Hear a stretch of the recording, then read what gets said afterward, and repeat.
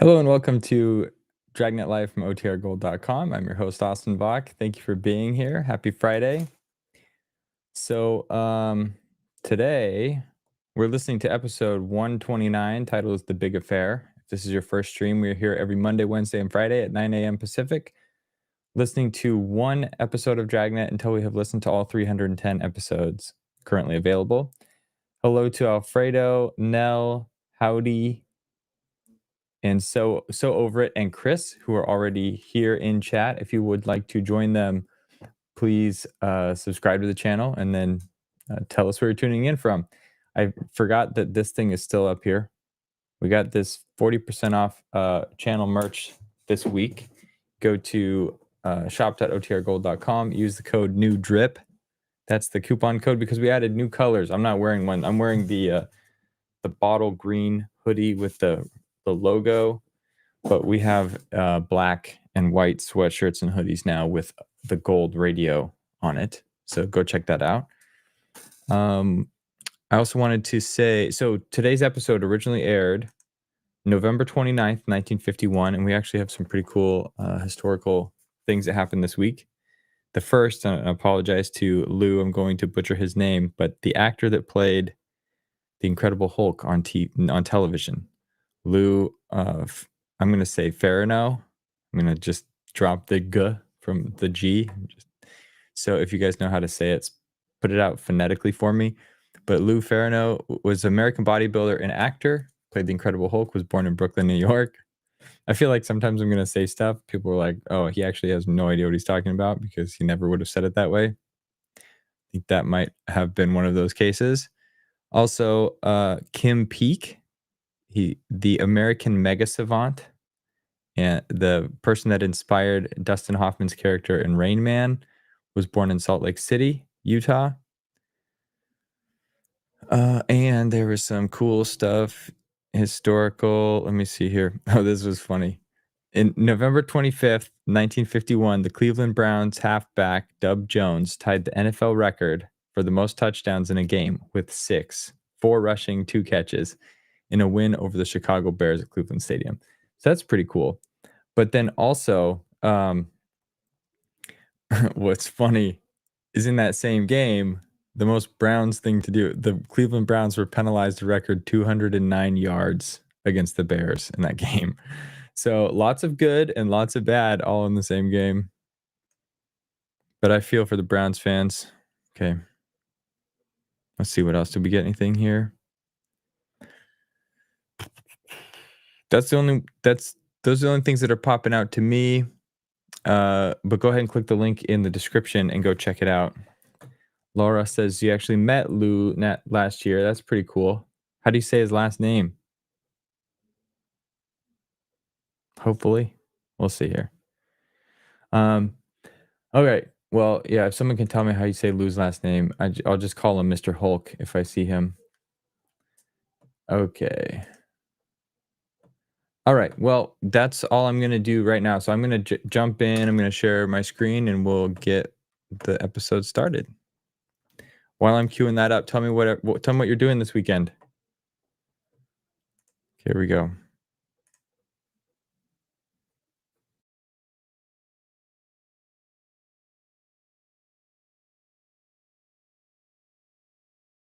The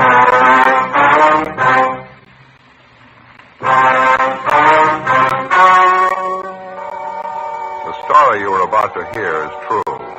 The names have been changed to protect the innocent. Fatima Cigarettes. Best of all, king-size cigarettes brings you Dragnet.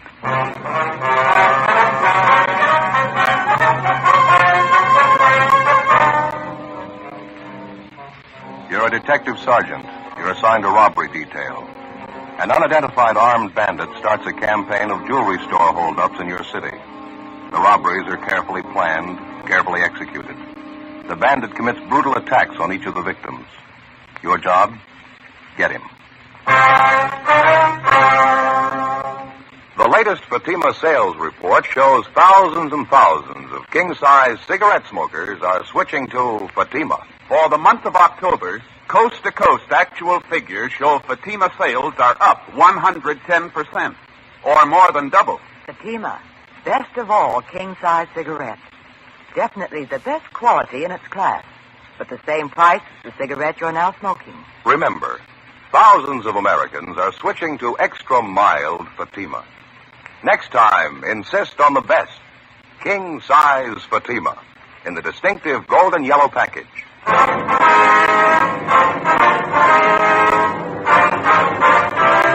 Dragnet, the documented drama of an actual crime.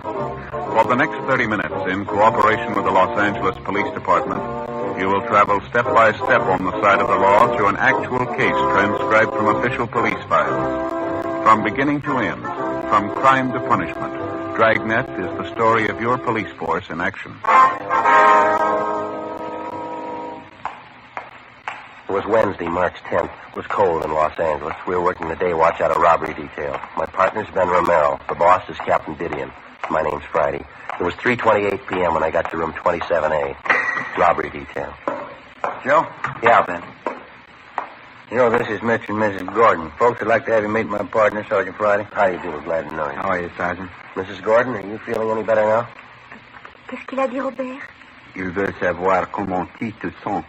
Raconte-leur ce que tu sais de Gaulle.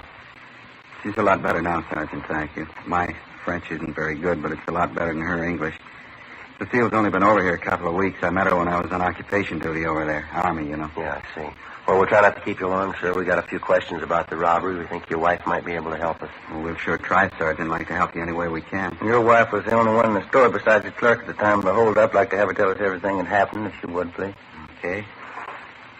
Qu'est-ce qui est arrivé à la bijouterie? Oh oui, je peux leur dire, j'ai tout vu. She says she saw everything that happened, Sergeant. What would you like to know first? Well, how about the hold-up man, Mr. Gordon? Did your wife get a good look at him? Can she describe him for us? Cécile, peux-tu décrire le voleur? Oh, il portait un veston bleu. C'était un homme aux cheveux bruns, pas trop grands. Says the fellow was wearing a blue coat. He had dark hair. Wasn't a very big man. Mm-hmm. Does she have any idea about how tall he was? Cécile, de quelle taille? C'est-à-dire... Costaud. Comme ça. Il viendrait jusqu'à ton épaule. Il pesait environ 80 kilos. She can't say exactly how tall, Sergeant. Said he'd come up to about here on my shoulder, about 5'8", I guess. She thinks maybe he weighed about 170 pounds. She's not sure. Uh-huh.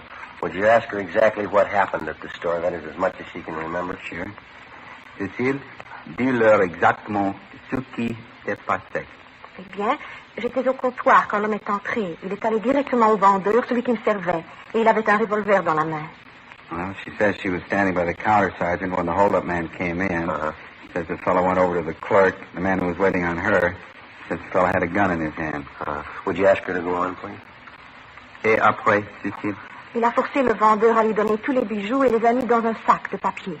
She says the hold-up man made the clerk get up the jewelry. The guy took it and dumped it in a paper bag. Cécile, et après? Puis, sans raison, après avoir obtenu tous les bijoux, il s'est mis à battre le vendeur avec le revolver. C'était terrible, terrible. J'ai commencé à crier, puis il m'a battu. C'est tout dont je me souviens. C'était terrible. Well, after he got all this jewelry in a paper bag, the thief began beating up on the clerk. She says for no reason at all, he began slugging the clerk with a gun he was carrying. Really got nasty with him. Naturally, it scared the wife, and she let out a scream. He turned around and hit her. She says that's all she remembers. She'd sure like to get my hands on the lousy punk. Yeah, I understand how you feel, Mr. Gordon. Could you ask your wife if there's anything else about the hold-up man she remembers? Cécile, te rappelles-tu d'autres choses à propos de cet homme? Avait-il quelque chose d'extraordinaire? Non, Robert. Well, that's about it, Sergeant. Well, how about the man's clothes? Does she remember anything else he was wearing besides that blue jacket? Et le reste de ses vêtements, et par le veston bleu, t'en rappelles-tu? Non. Je crois qu'il avait un pantalon foncé, mais je ne me rappelle pas d'autre chose. J'avais trop peur. She thinks maybe he had on dark trousers. She's not sure, though, since she was too scared to notice. Cécile, portait-il un chapeau? Oh non, il n'avait pas de chapeau. I asked her if he was wearing a hat. She said no, she's sure of that. I see. Well, is there anything else that she can remember about him? Anything at all? Y a-t-il autre chose que la police devrait savoir? Non, je leur ai tout dit. C'est tout dont je me souviens. No, you got it all, Sergeant. Well, thank you very much, Mr. Gordon, Mrs. Gordon. Je comprends pas. Je comprends pas. How's that, ma'am? Cécile? Je comprends pas pourquoi un homme ferait une chose pareille. Je comprends pas. She says she can't understand how a man would do such a thing. She means how he cut up the clerk that way. Yes. Je comprends pas. So hard for her, she just can't understand. Tell her we can't eat her. 2 weeks before, on the 27th of April at 2:30 in the afternoon, the robbery suspect had begun his campaign of downtown jewelry store holdup. Since that time, in the same general area, he'd succeeded in committing 3 more jewel robberies and making good his escape. Each of the holdups netted him more than $3,000 in rings, diamonds, and other precious stones. From his M.O., it was obvious that he was experienced. All of the robberies were committed in broad daylight. All of them were apparently well planned. After obtaining the loot, which he dumped into an ordinary paper bag, he turned on his victims and with no provocation beat them viciously. After 2 weeks of investigation, we had yet to come up with a solid lead on either the identity of the suspect or his whereabouts. We had a fair description of the holdup man. We had a good rundown on his method of operation, but repeated checks on possible suspects through the Record Bureau, CII in Sacramento, and through our statistician's office failed to get us anything. There were no kickbacks on our All Points bulletin. After we interviewed Mrs. Gordon, the witness to the latest jewel robbery, we were no further along than we were 2 weeks before. An M.O. and a description. Neither one of them were giving us much help.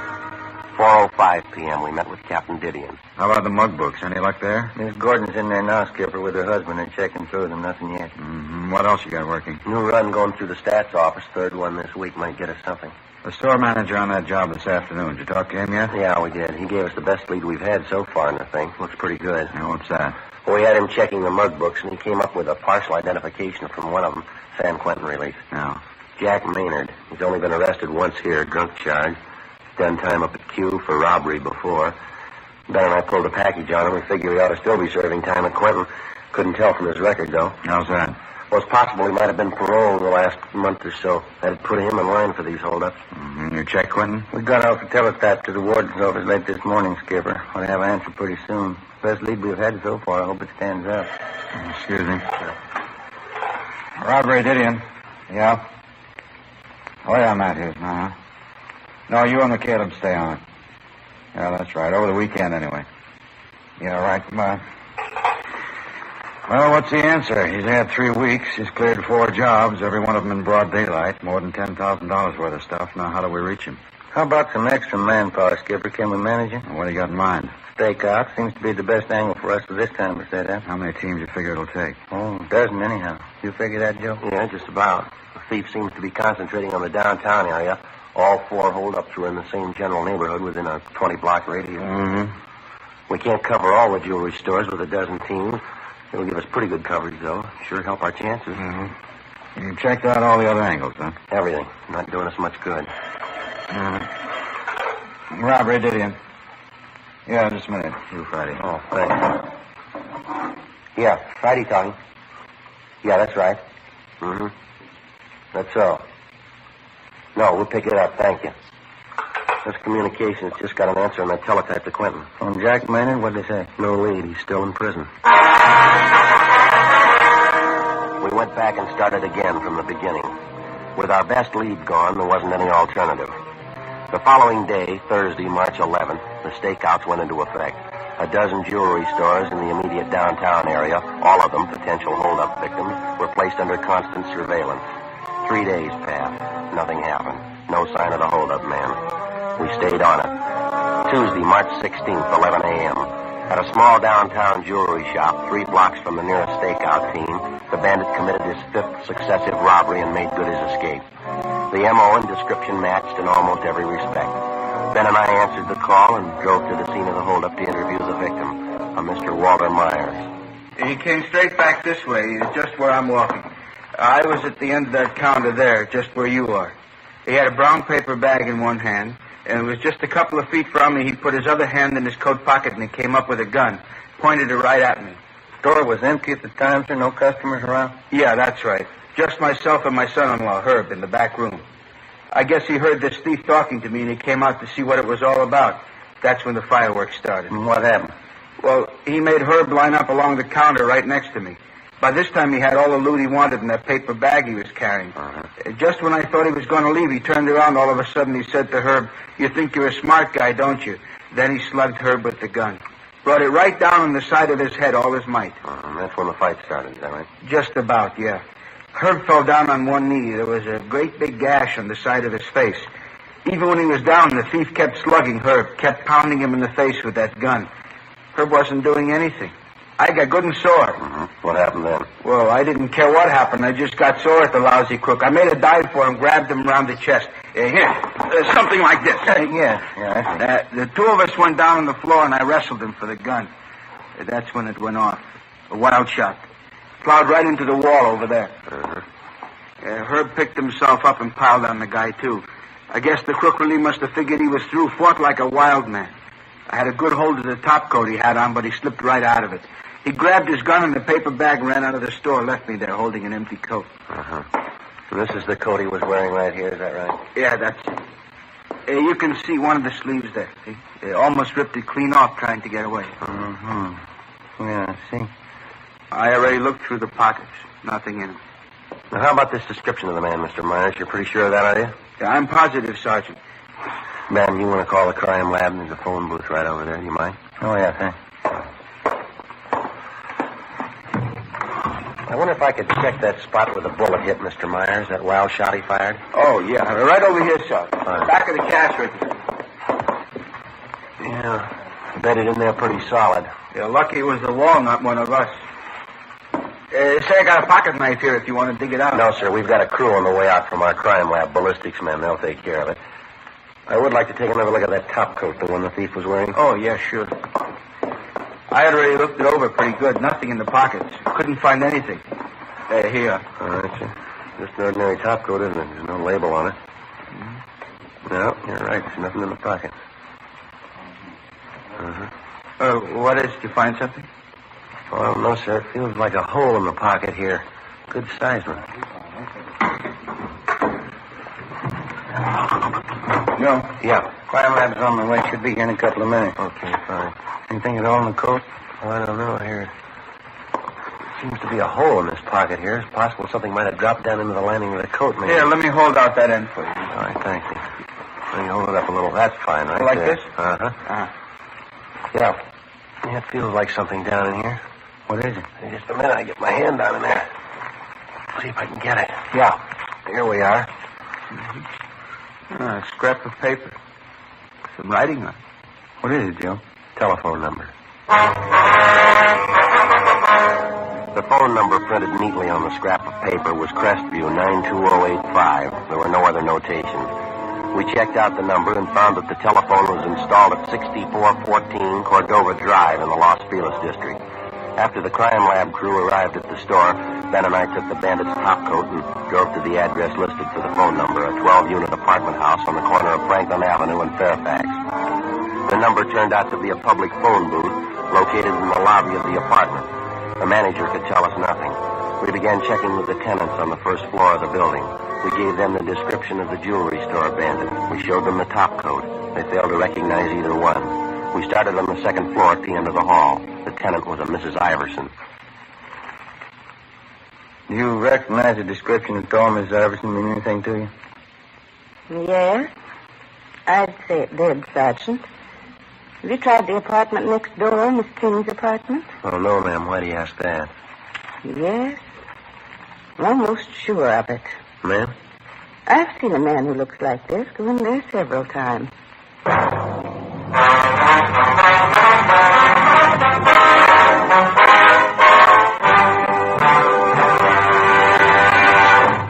You are listening to Dragnet, authentic stories of your police force in action. Millions heard it, yet only 52 have written. Starting on Dragnet over 2 months ago, on September 20th to be exact, Fatima made a special money-back offer to more than 10 million listeners. The results? Amazing. Millions heard it, yet only 52 have written. If you smoke king-size cigarettes, listen to Fatima's famous offer. Buy a pack of Fatimas. Enjoy their extra mildness and superbly blended tobaccos. If you're not convinced Fatima is better than the king-size cigarette you're now smoking, just return the pack and the unsmoked Fatimas before January 1st, and we'll give you your money back plus postage. Fatima, Box 37, New York 1. Fatima's latest sales report shows Fatima sales up in every state in America. The month of October, coast to coast, Actual figures show Fatima sales up 110%, or more than double. Yes, thousands and thousands of Americans are switching to king-size Fatima. So why wait? Switch to Fatima today. Extra mild. Best of all, king-size cigarettes.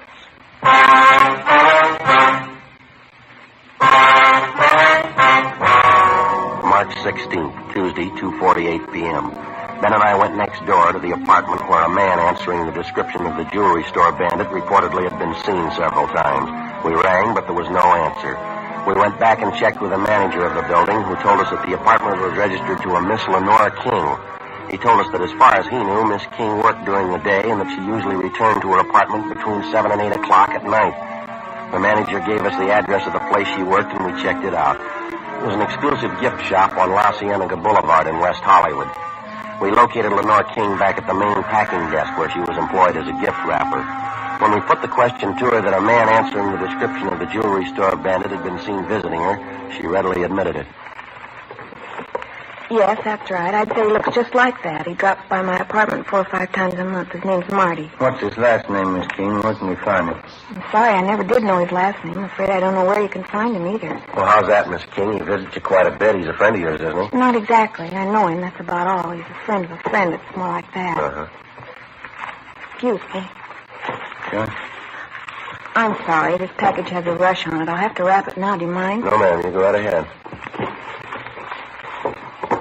About this man, Marty, Miss King, you mind explaining a little more?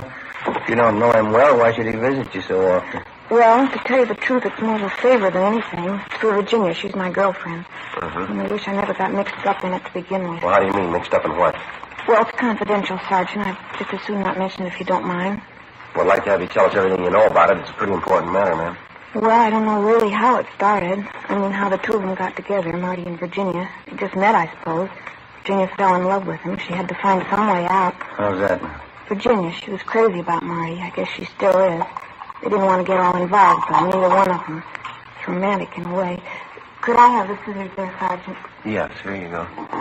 Well, what two of them want is to see each other once a week. It's enough for Virginia, she says. She loves him, that's all that counts. She doesn't want to know where Marty lives, what he does, anything about him, and I guess the same goes for Marty. I see. So the two of them get in touch with each other through you, is that it? That's right, usually once a week, maybe once every 2 weeks.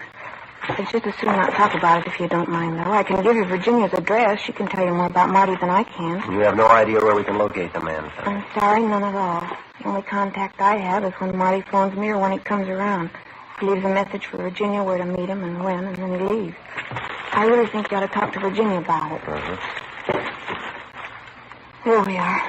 One thing I don't quite understand, ma'am. Yes? This girlfriend of yours, Virginia, you say she's in love with this fellow Marty? Oh, yeah, crazy about him. And why are they playing this hide and seek? If they're in love, why don't they come out and get married? What's the problem? Virginia. What?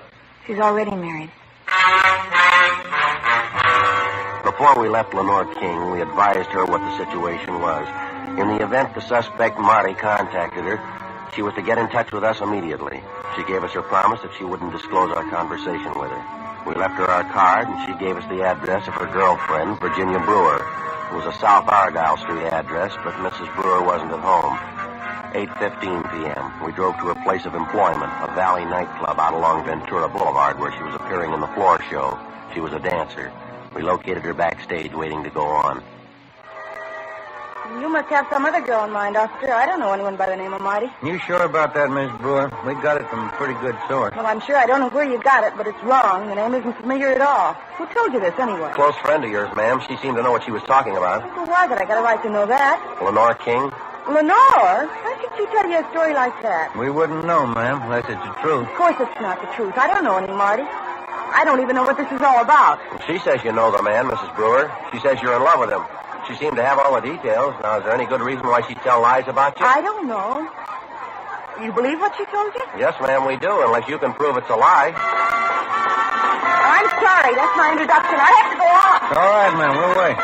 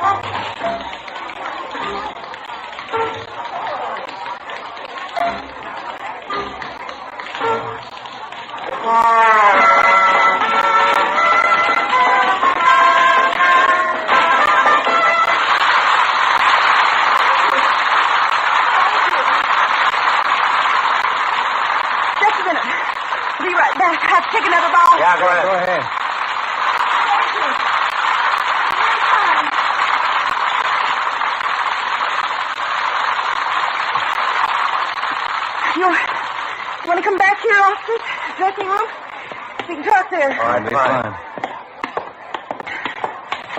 In here. Thank you. Well, I suppose there isn't any point in trying to cover it over. Only one thing I'd like to ask you. Yes, ma'am? My husband doesn't have to know, does he? I mean, whatever there is to this. You don't have to tell the papers, do you? You can keep it quiet. Whatever you tell us will be strictly confidential, ma'am. All right. I know Marty. I've known him for 6 months. Lenore wasn't lying. I'm in love with him. Well, we're not prying into your personal life, Miss Brewer. We'd just like to locate this man, Marty, that's all. It's pretty important to us. Why is it important? Why do you want him? Robbery investigation, ma'am. We'd like to get hold of him for an interview. Robbery? Think Marty's done something? Is that why you want him? We're not sure. Do you have any idea where we can find him? No, no more than Lenore. I guess she told you about it. I mean, Marty and I, how it's been. You have no idea where he stays, where he works? No, I don't. It's been that way from the beginning. Lenore knows as much about that as I do. Only one way I can get in touch with him, that's when he leaves a message at Lenore's, or I leave a message. When we first met, Marty and I, that's the way we both wanted it. He didn't want to get all involved. Because of my husband. I didn't either. Have you seen this Marty lately, Miss Brewer? Yes, about 10 days ago. You expect to see him again soon? Well, I don't know, I suppose so. He'll leave a message with Lenore if he wants me. That's all I can go on. Well, could you leave a message for him with Lenore? Yes, I suppose so. Have to wait till he calls, though. Uh-huh. Can't you tell me more about it, Sergeant? Why do you want him? What's it about? We're going to have to ask your cooperation, ma'am. Your friend's a robbery suspect. We think he's a pretty good one. Marty? Yes, ma'am. Now, the next time he contacts you, the next time he sets up a date with you, we'd like to know where, we'd like to know when. You think he's guilty? Really think he's done something? Well, he's a suspect, ma'am. That's all we know. I guess Lenore told you. I love him. Love him more than anyone. Won't make any difference. Ma'am? Won't make any difference. I love him. Even if he is guilty, it won't make any difference. It will to him.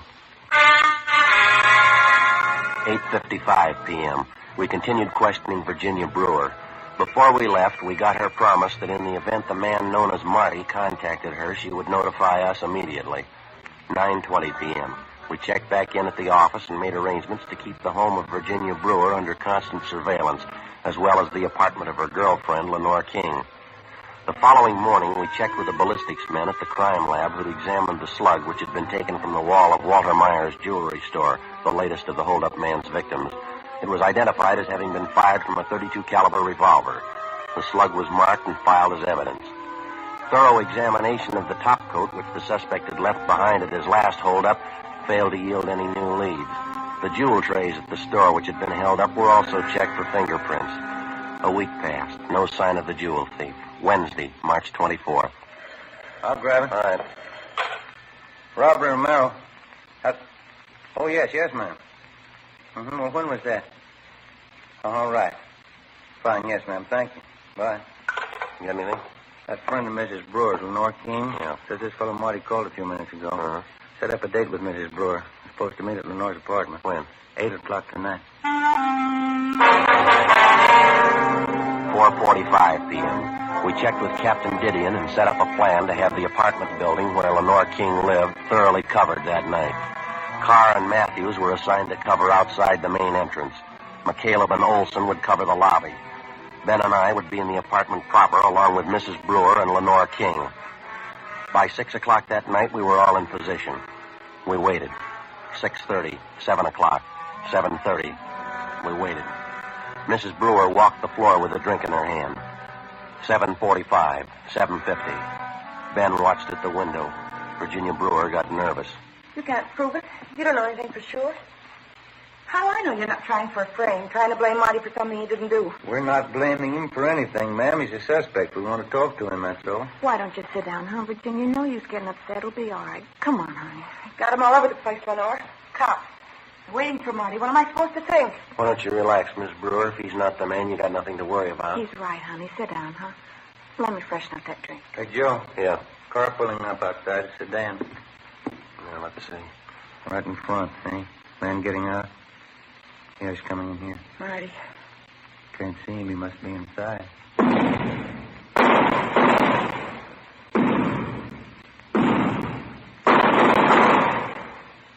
Marty. Marty. Why didn't he tell me? You want to hop downstairs, Ben, see what happened, huh? Yeah, all right.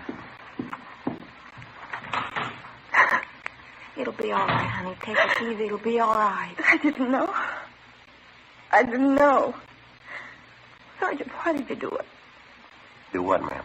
Marty, I didn't know about it. We didn't know anything about each other, and this has to happen. Why didn't he tell me?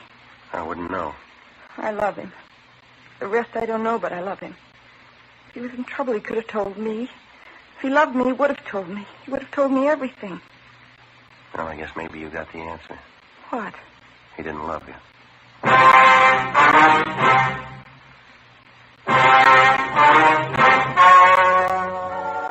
The story you have just heard was true.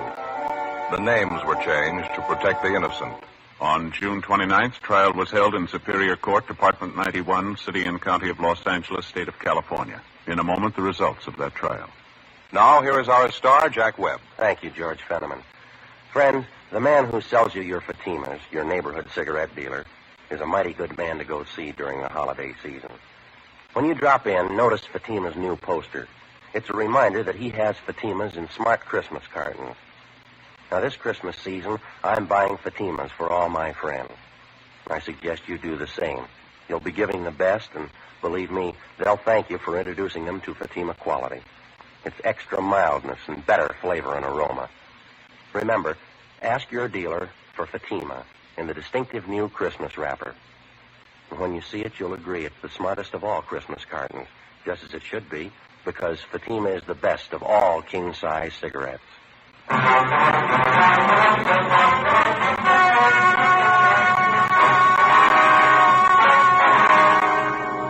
The suspect, Martin Arthur Kessington, was wounded, but not fatally, when he attempted to resist arrest. After interrogation, he dictated a signed statement admitting guilt for all 5 of the jewelry store holdups. He was tried and convicted on 5 counts of first-degree robbery and received a sentence as prescribed by law. Robbery in the first degree is punishable by imprisonment in the state penitentiary for a term of 5 years to life.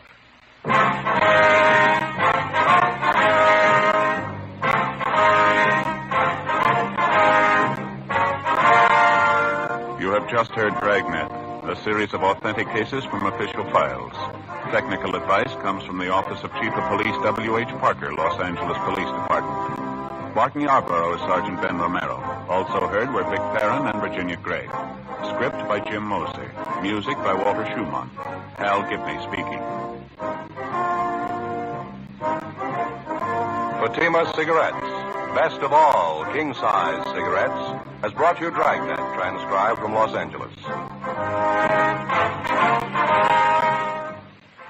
Next, Counter Spy fights international intrigue on NBC.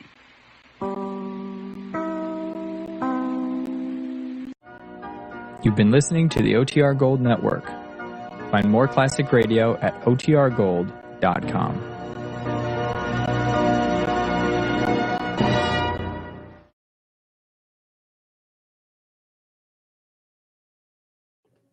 All right, I gave it a little bit of extra time so we didn't cut off anything there at the end.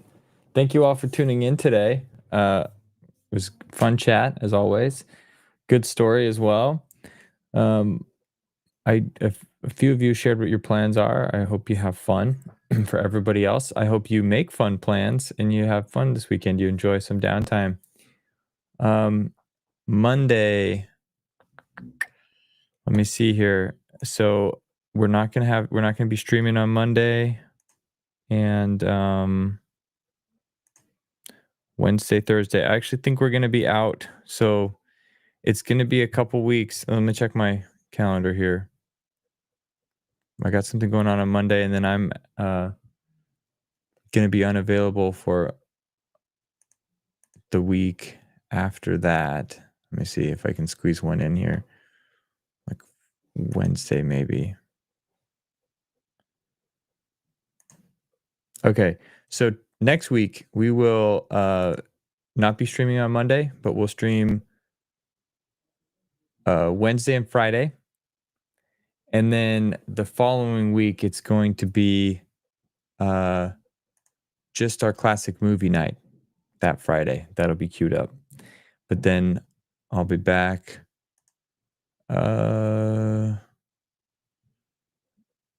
a little bit later. I'm gonna have to post my thing, but just know next week is just Wednesday and Friday, and then the week after that we'll just have classic movie night, and then look for the comment section on the channel for when we resume. We will be back 3 times a week, but there's gonna be a bit of a gap. I might try to queue up. I had queued up all the Lux Radio stuff, but there's a slight issue with those videos that I've been trying to resolve. So I don't want to like post stuff that'll then just be taken down. I want it to be posted and left up. So please don't forget about my channel. Stay around, even though there might be a gap for a little bit. I would just love to see everybody come back when we stream again. But anyway, that's it. That's my plea to you. Thank you for making this channel what it is, making this the fun experience that it is 3 times a week for me. And I wish you all the best, and I hope to see you again on Wednesday. Until then, adios.